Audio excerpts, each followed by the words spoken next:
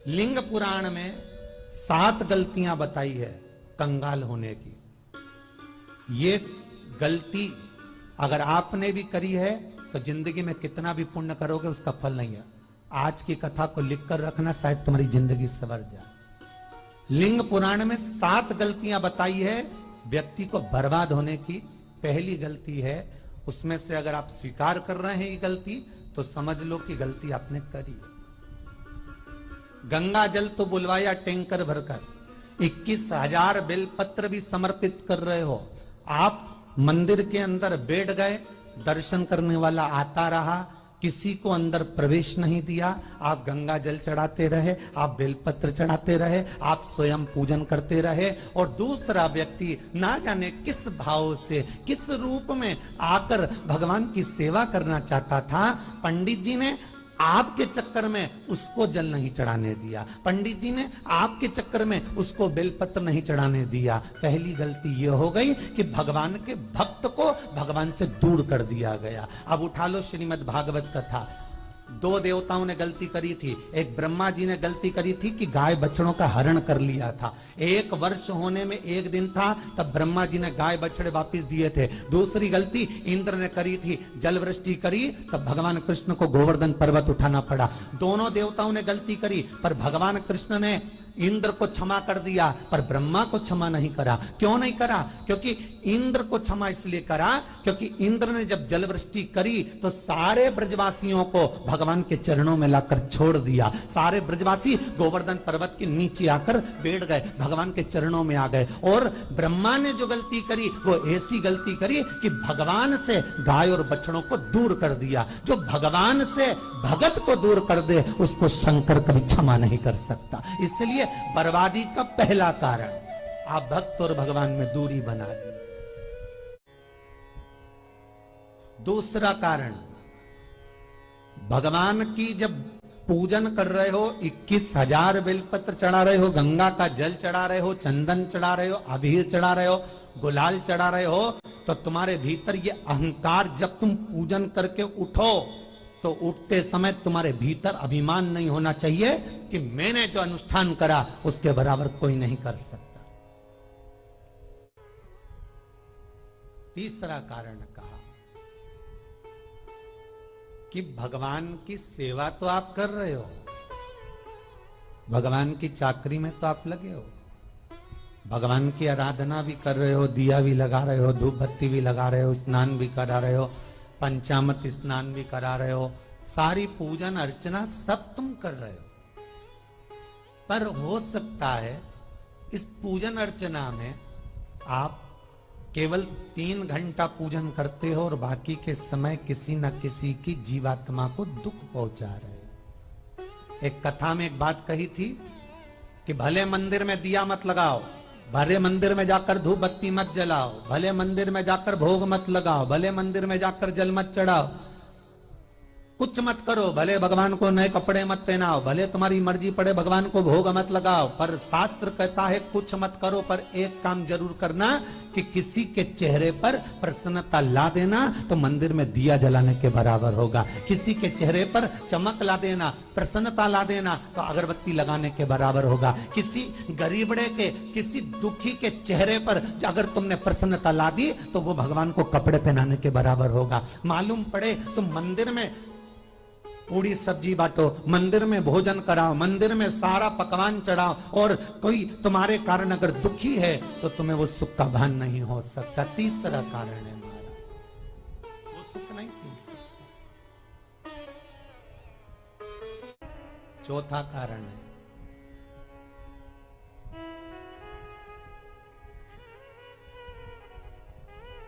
महाराज, जिस मंत्र को पढ़ा जा रहा है, जिस मंत्र का स्मरण किया जा रहा है,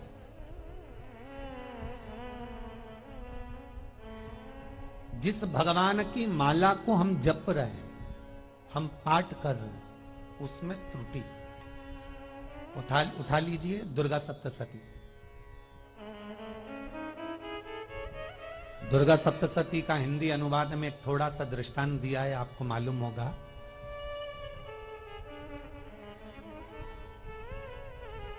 एक जजमान सप्तशती का पाठ कराते थे नवरात्रे में। नवरात्रे पूरे होते थे और उनकी पत्नी मर जाती थी। सप्तशती के अंदर लिखा है, बहुत ध्यान से सुनिएगा। दुर्गा सप्तशती का पाठ कराते थे और पत्नी नवरात्रे के बाद 4 महीना 3 महीने के बाद मर जाती थी। बहुत दुखी था सेठ। एक शादी करी, दूसरी करी, तीसरी करी, चौथी करी, चौथी पत्नी भी मर गई। बहुत दुख हुआ। आज वो गुरुजी के पास चले गया, गुरुदेव, गुरुजी, गुरुदेव, गुरुदेव। गुरुजी बोले क्या हो गया? सेठ जी बहुत दिनों के बाद आ रहे हो, क्या बात है गुरुदेव? मेरे को एक बात समझ में नहीं आती कि मैं नवरात्रे में सप्तशती का पाठ कराता हूं, देवी जी का यज्ञ करवाता हूं, माता रानी को चूनर पहनाता हूं, उनको सुंदर बिछुड़ी, पायल, चुनरी सब पहनाता हूं, कन्याओं का भोजन करवाता हूं, भंडारा करवाता हूं, जवारे बोता हूं, अखंड ज्योत लगाता हूं, पर नवरात्रि जैसी पूरी होती है उसके 2 महीने 3 महीने बाद मेरी पत्नी क्यों मर जाती है? 4 पत्नियां मेरी मर चुकी हैं, 5वीं मैंने शादी करी है। गुरुदेव आप कृपा करिएगा, कुछ तो बता दीजिए, कुछ करुणा कर दीजिए। गुरुजी बोले जब तू सब कुछ अच्छा कर रहा है, जोत भी जला रहा है, कन्या भोज भी करा रहा है, चुनड़ी भी चढ़ा रहा है, भंडारा भी कर रहा है, जोत भी लगा रहा है, जवारे भी बो रहा है, माता रानी की सेवा भी कर रहा है, अखंड रात्रि व्रत कर रहा है, सब कुछ तूने करा, यज्ञ भी करा, फिर तेरी पत्नी क्यों मर सकती है? ऐसा हो ही नहीं सकता। नहीं गुरुदेव, मेरी 5वीं शादी है गुरुदेव, अब की बार आप कृपा करिए। गुरुजी ने कहा तेरे पंडित जी को अनुष्ठान पर बुला, मैं कमरे में बैठकर सुनूंगा सप्तशती का पाठ, तब मैं ध्यान करूंगा। गुरुजी अंदर के कमरे में जाकर बैठ गए, ब्राह्मण पाठ करना प्रारंभ करा और ब्राह्मण ने पाठ करना प्रारंभ करा। उसमें एक शब्द आ गया, भारयंतु बक्षंतु, भारयंतु बक्षंतु। उसमें बोलना था भय पीड़ा को, हे जगत जननी तू भक्षण कर जा, पर ब्राह्मण बोलता था भार्या तू भक्षण तू, मेरी पत्नी को, मेरी भार्या को तू भक्षण कर दे। पंडित जी जैसे ही बोले गुरुजी बाहर निकल कर आ गए। पंडित जी को रोका, रुकिए गुरुदेव, आप हर साल अनुष्ठान कर रहे हो जजमान के यहाँ और बोल देते हो भार्या तू भक्षण तू, हे देवी तू मेरी पत्नी को खा जा, तो माँ हर बार उस पत्नी को निगल जाती है। निवेदन है, शब्द सुधार लीजिए, शब्द ठीक है।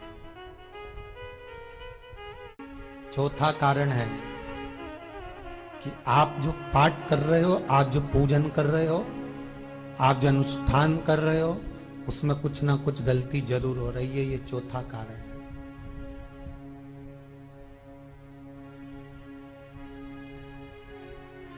एक बार पूरे घर के लोगों को बिठाओ, अपने घर के लोगों को, मम्मी से पूछना, मम्मी तुम कौन कौन सा पाठ करती हो? एक बार मम्मी से पूछना। फिर एक बार पापा से पूछना, पापा आप कौन कौन सा पाठ करते हैं सुबह? फिर बहू से पूछना, भाभी आप कौन कौन सा पाठ करती हो? फिर छोटी दुल्हन से पूछना, छोटी दुल्हन तुम कौन कौन सा पाठ करती हो? भैया आप कौन कौन सा पाठ करते हो? आप कौन कौन सा पाठ करते हो? पूछना। जब घर के अंदर बड़ी बहू अलग तरह का पाठ कर रही है, छोटी बहू अलग तरह का पाठ कर रही है, मंजली बहू अलग तरह का पाठ कर रही है, माँ अलग तरह का पाठ कर रही है, पति अलग तरह का पाठ कर रहा है, तो उसका जो प्रभाव है, कौन सी चीज कहां टकरा रही है, जिसके कारण घर में रोग इतना है कि कोई सही होने वाला ही नहीं है। अब तुम कहो कि सीवर वाले गुरुजी ने उपाय बताया, हमने बहुत करा, पर सही क्यों? तो सही क्यों नहीं हो रहा है? उसका कारण है या तो बड़ी बहू जो पाठ कर रही, या सास जो पाठ कर रही, जो पति जो पाठ कर रहा है, नाते जो भी उस घर के अंदर रहकर जो पाठ अर्चना कर रहा है, उसमें जरूर कुछ ना कुछ ऐसा हो रहा है जिसके कारण वो काम नहीं कर पा रहे। उसमें कुछ ना कुछ गलती हो रही है जिसको तुम समझ नहीं पा रहे, जिसको तुम अपने आप को बहुत विचार करते हो कि मेरे बराबर कोई नहीं कर सकता, मैं शंकर की भगत, मैं राम की भगत, मैं कृष्ण की भगत, मैं जो करती हूँ बहुत अच्छा करती हूँ, मैंने जो किया बहुत अच्छा करा। पर हो सकता है उसी कारण आपको दुख झेलना पड़ रहा,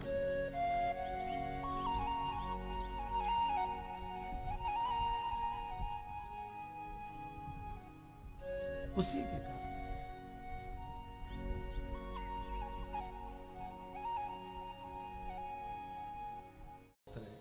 महाराज, हमने जो दान किया, हमने जो पुण्य किया, हमने जो सत्कर्म किया, वो किस जगह पर लगा? पांचवा सूत्र,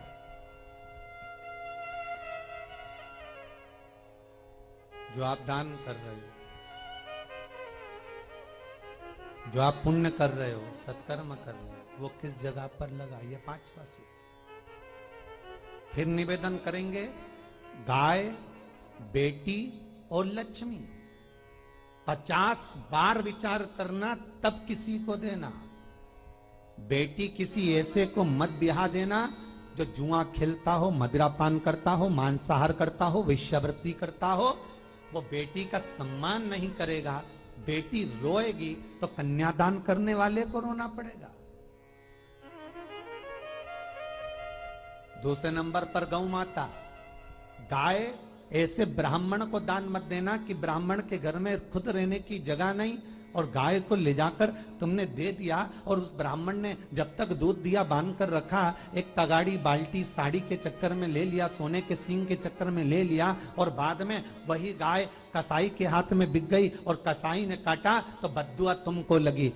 बेटी, गाय और लक्ष्मी, पैसा भी किसी ऐसे भिखारी के कटोरे में मत दान देना कि जिसने ले जाकर मदिरापान में लगा दिया, जुए में लगा दिया, वेश्यावृत्ति में लगा दिया। अगर जिस भिखारी के कटोरे में पैसा दिया उसने शाम को ले जाकर मदिरापान में, जुए में लगा दिया, तो लक्ष्मी रोती है कि तूने मुझे गलत जगह पर दिया है, इसलिए अब तुझे रोना पड़ेगा। तब व्यक्ति को रोना पड़ता है, फिर व्यक्ति रोता है। गाय, बेटी और लक्ष्मी 50 बार विचार करो, क्या सही जगह पर दे रहे हो?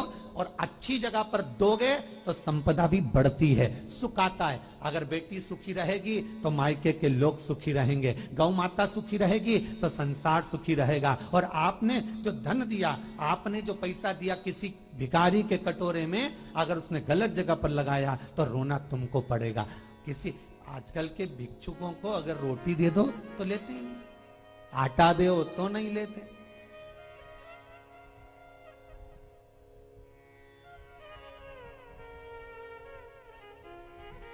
पहले के समय में जो भिक्षुक आते थे ना, तो रोटी बनी हुई मांगते थे। बूढ़ी बूढ़ी माताएं जानती होंगी, चिमटा बजाकर, घुंघरू बजाकर कहते थे भोजन, तो 2 रोटी निकाल कर दे दी जाती थी घर से। लो बाबा, तो माता इतना प्रेम रखती थी, केवल रोटी नहीं देती थी, बाबा बैठो हम सब्जी लाकर देते। इतना प्रेम था बुजुर्ग माताओं का, बैठो। और आज के जमाने में अगर रोटी दे दो तो फेंक दे नली में ले जाके, पैसा चाहिए। क्यों? शाम को पीने के लिए चाहिए ना, मदिरा पान के लिए, मांसाहार के लिए, जुए के लिए, वैश्यावृत्ति के लिए धन चाहिए।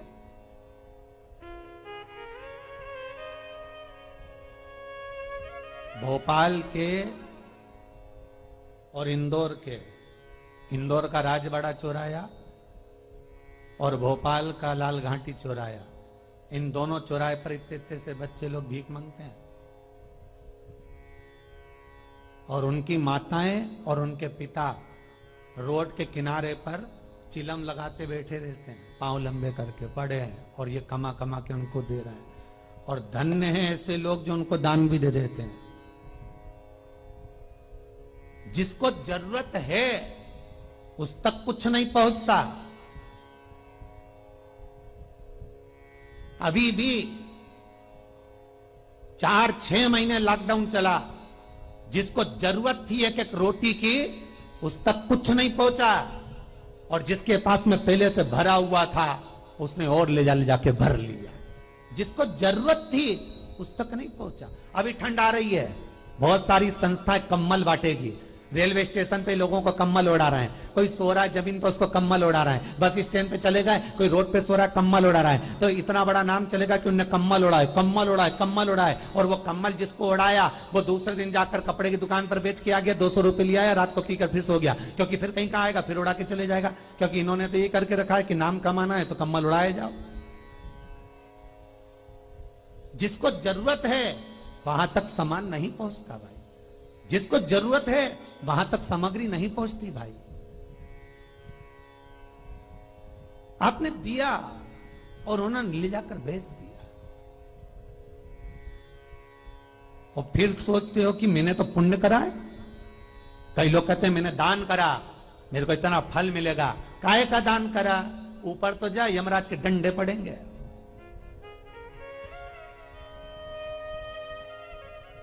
रेल में, ट्रेन में आप बैठ जाओ, रिजर्वेशन कोच में छोटे छोटे लड़के आते हैं, अपना कपड़ा उतारते हैं। सही बोलना रे भाई, जितने लोग टीवी पर कथा सुन रहे हो, छोटे छोटे बच्चे अपना कपड़ा उतारेंगे और पोछा लगाएंगे रेल की बोगी में। जब गवर्नमेंट ने स्वीपर रख रखे हैं तो तुम्हें अंदर आने का किसने कहा? कौन ने कहा कि तुम अपना कपड़ा उतार के पोछा लगाओ? और वो अपने शरीर का कपड़ा उतार कर पोछा लगाता है, आपके आगे हाथ फैलाता है, आप एक एक 2-2 रुपए दे देते हो, वो अगले स्टेशन पर उतरता है, कोई सूंघने की सामग्री लेता है, सूंघ सूंघ के वो बर्बाद हो जाता है और कहीं कूद कर मर जाता है। उसके मरने में 1 रुपया तुम्हारा भी लगा है, इसलिए नरक तुमको भी भोगना पड़ेगा, क्योंकि उसके मरने में तुमने हेल्प करी है।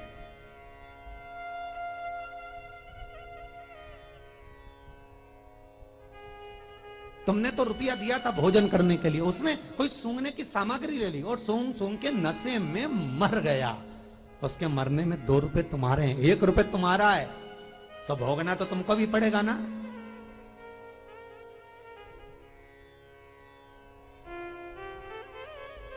कहीं अच्छी जगह लगाओ, सत्कर्म की ओर लगाओ, तो सुख का आनंद कुछ और ही होगा, सुख का आनंद कुछ और ही प्राप्त होगा। हमारा धर्म, हमारा पुण्य, हमारा सत्कर्म।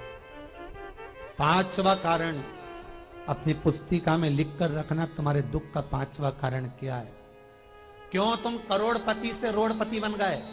तुम्हारे यहां पर 4-4, 5-5 गाड़ी थी, खूब वैभव था, खूब धन था, फैक्ट्रियां चल रही थी, सत्ताएं चल रही थी, खूब सत्ताएं थी, खूब वैभव था, खूब धन था, पर कुछ भी नहीं, सब धरा की धरा रह गए सारा, कोई वैभव बचा ही नहीं। बड़े भावपूर्ण भगत वो कहे, गुरुजी हम बड़े दुखी हैं, बड़े कष्ट में। हमने कहा कष्ट का कारण कुछ ना कुछ जरूर होगा, दुख का कारण जरूर कुछ ना कुछ होता है। कहने लगे गुरुजी हमारी तो जीनिंग चलती थी, खूब फैक्ट्रियां चलती थी, इतना जीनिंग फैक्ट्रियां थी, इतना चलता था,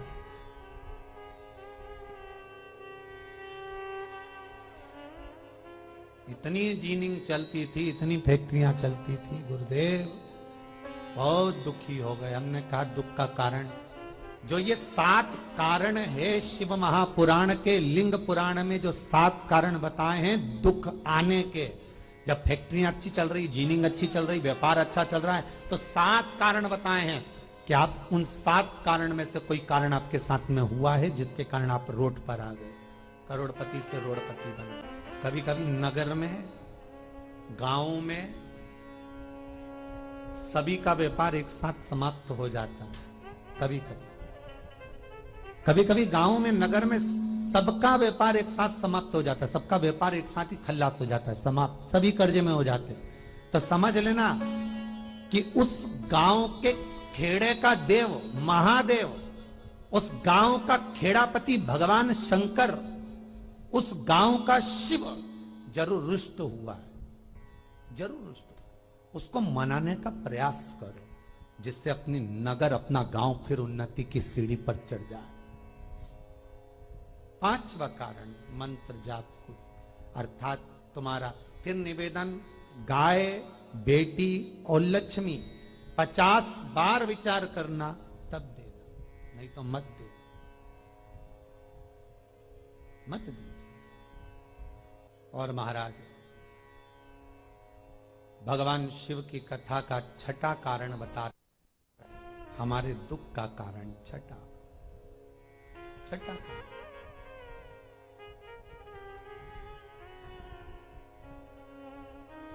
आदर सम्मान में कमी। घर के जो बड़े हैं, घर के जो बुजुर्ग हैं, घर के जो आदरणीय हैं, उनका सम्मान नहीं कर पाए। सुंदर कहा, जिस घर में माँ बाप की इज्जत नहीं होती, उस घर में देखना कभी बरकत नहीं होती। छठा कारण है सम्मान, सत्कार, आदर ना होना। जब धन। सातवां कारण,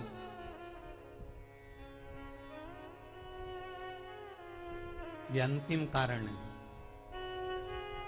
जितने लोग कर्जे में, लदालू में, जितने लोग दुखी हैं, जितने लोग तकलीफ में, आज की कथा को बहुत दिल से सुनना, अपनी गलती को जरूर छांटना। मुझे विश्वास है मेरा भोलेनाथ, आप अगर गलती को स्वीकार कर लोगे तो शंकर वापिस आपको करोड़पति बना देगा, लखपति बना देगा। शंकर आपके भंडार फिर भर देगा। 7 कारण में से अपनी गलती को जरूर छांटना। साहब की आपने गलती कौन सी करी, और अपनी गलती को छाट ले, यही सबसे बड़ी बात है ना। लोग सुनने के बाद भी नहीं छाटेंगे। नहीं, मैंने तो कुछ करा ही नहीं, मैं तो कुछ कर ही नहीं, बस मैं ही तो है। हरी जगदम्बा, वो मैं ही फंसा है बीच में।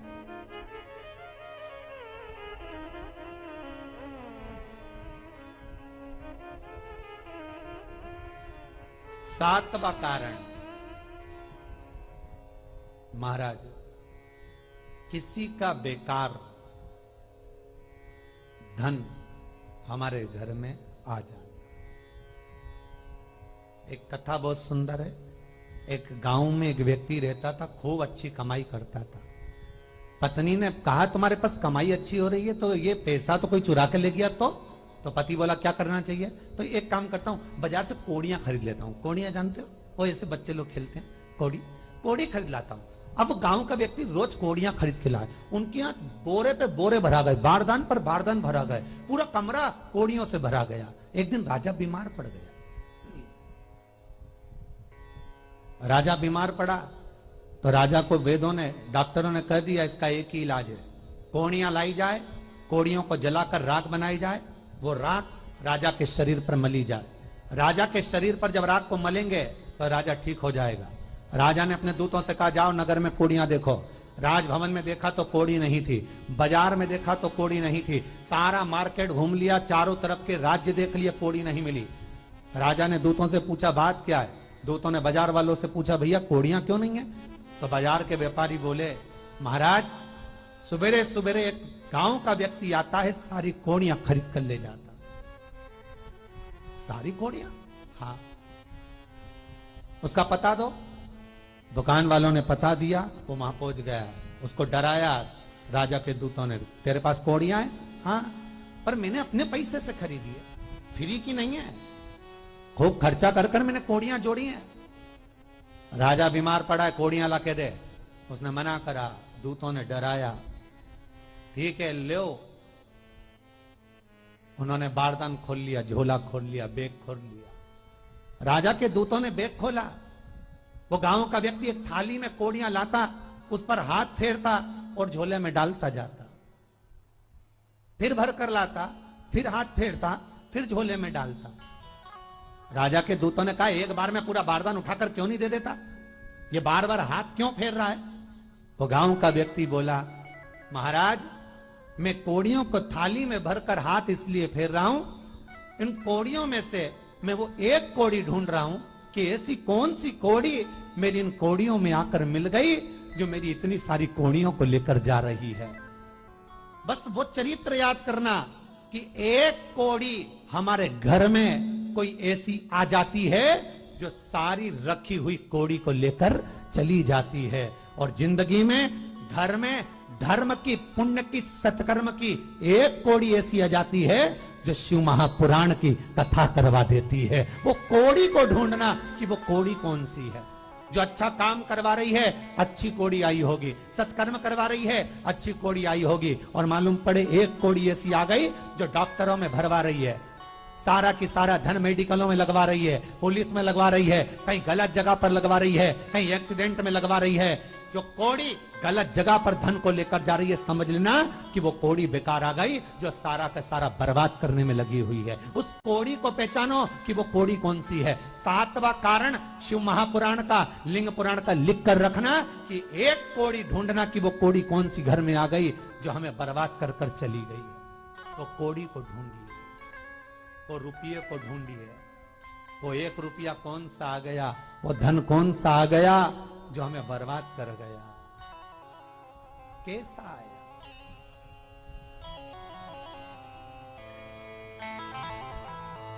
धन कौन सा आ गया ऐसा जो हमें बर्बाद कर दे।